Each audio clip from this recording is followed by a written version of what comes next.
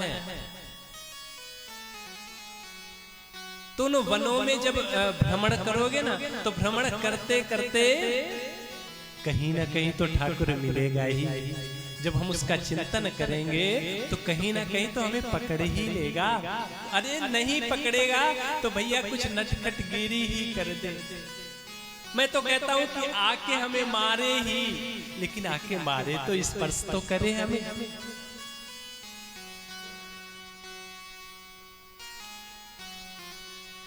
हमारी किशोरी जो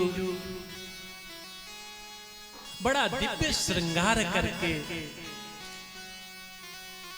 दिव्य वन से विचरते हुए जैसे ही जाती हैं, अपना एक पैर उठा के आगे रखती हैं, वैसे ही वन के सारे वृक्ष अपने पुष्पों को उनके चरणों में फेंकने लगते हैं। मनो ऐसा लग रहा है कि वो वृक्ष पुष्पों को फेंक फेंक कर चढ़ा चढ़ा के किशोरी जी का स्वागत कर रहे हैं कि अरे हम धन्य हो गए कि हमारी किशोरी जी के चरणों में हमारा पुष्प जा रहा है। किशोरी जो आगे बढ़ी, जब चिड़ियों ने देखा तो चिड़िया दौड़ उड़ते उड़ते और ऐसे बोल रही हैं कि जैसे किशोरी जी का स्वागत कर रही हैं कि हे किशोरी जी आइए, हमारे वन में आपका स्वागत है।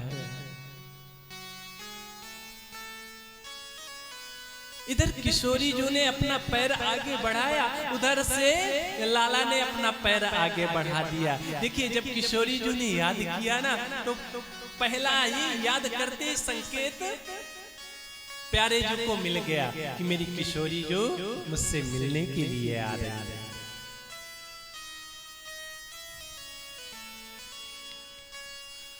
एक ओर से प्यारे जी आ रहे हैं और एक ओर से किशोरी जी आ रही है।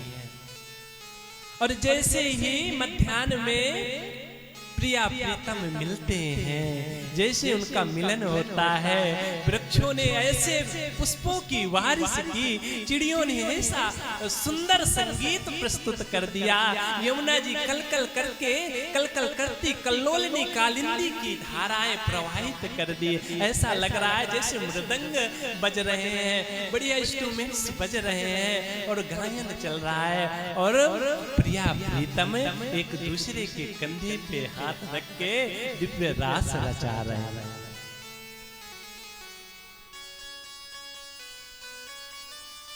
ये है निकुंज की लीला। निकुंज की लीला ये है, यहाँ पे सबको प्रवेश नहीं है, जिसपे किशोरी जी की पूर्ण कृपा है, जिसपे किशोरी जी की पूर्ण कृपा है, उसका प्रवेश है निकुंज में। अभी यात्रा करते करते किसी ने हमसे कहा कि ये स्वर्ग जैसे लगता है। किसी ने कहा स्वर्ग जैसे लगता है। हमने उन्हें कहा कि स्वर्ग जैसा नहीं लगता है। ब्रज में कोई नहीं चाहता, ब्रज के भक्तों से कोई बोले ना कि अरे भैया हमें स्वर्ग जाना है, तो वो डांट देते हैं, नाराज हो जाते हैं। उनसे कोई पूछे कि क्या आप स्वर्ग जाओगे, तो नाराज हो जाएंगे, अरे स्वर्ग तेरो दिमाग खराब है, हम स्वर्ग जाएंगे, स्वर्ग वर्ग नाए जा रहे, हम तो सीधे कहाँ जाएंगे, बोले निकुंज में जाएंगे, किशोरी जी के और अपने प्यारे जी के दिव्य दर्शन करेंगे। जब वो रास करेंगे ना, तो उनके संग में जैसे गोपियां हैं, वही गोपी बन के हम भी रास में प्रवेश करेंगे। क्यों? बोले भैया स्वर्ग क्यों नहीं जा रहे हो? तो ब्रजवासी बोलते हैं तेरो दिमाग खराब है क्या? स्वर्ग में क्या करेंगे? जब तक हमारे पुण्य हैं, पुण्य कर्म है, तब तक स्वर्ग में जाके हम उन्हें भोग लेंगे।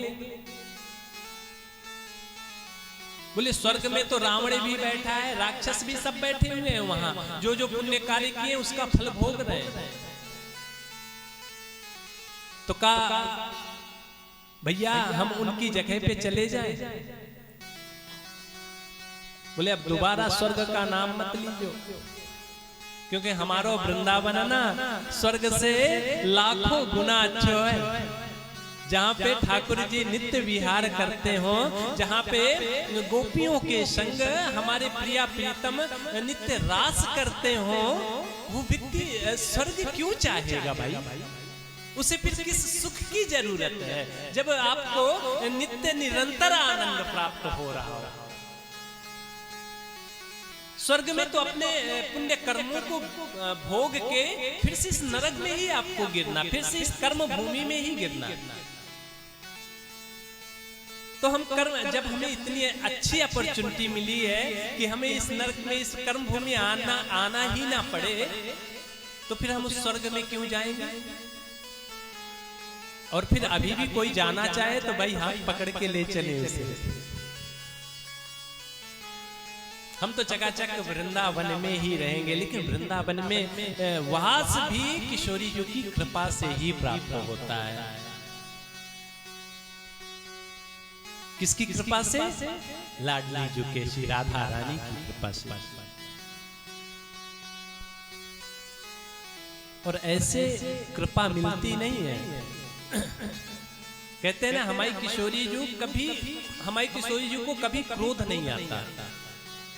कहते हैं ना गुस्सा हो जाना, तो कभी गुस्सा नहीं होती है। हमारी किशोरी जी मान करती है, और वो भी किससे? अपने प्यारे जी से, दूसरे से नहीं। तो उन्हें कभी गुस्सा नहीं आता। वो तो हर एक क्षण में नित्य प्रसन्नता की मूर्ति है।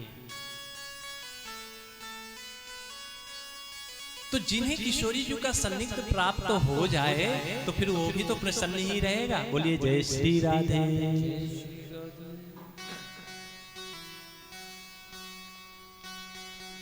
तो किशोरी जी का सन्निग्ध हम सबको प्राप्त है, तभी तो वृंदावन में बैठे हुए हैं। नहीं वृंदावन में कैसे आप आते?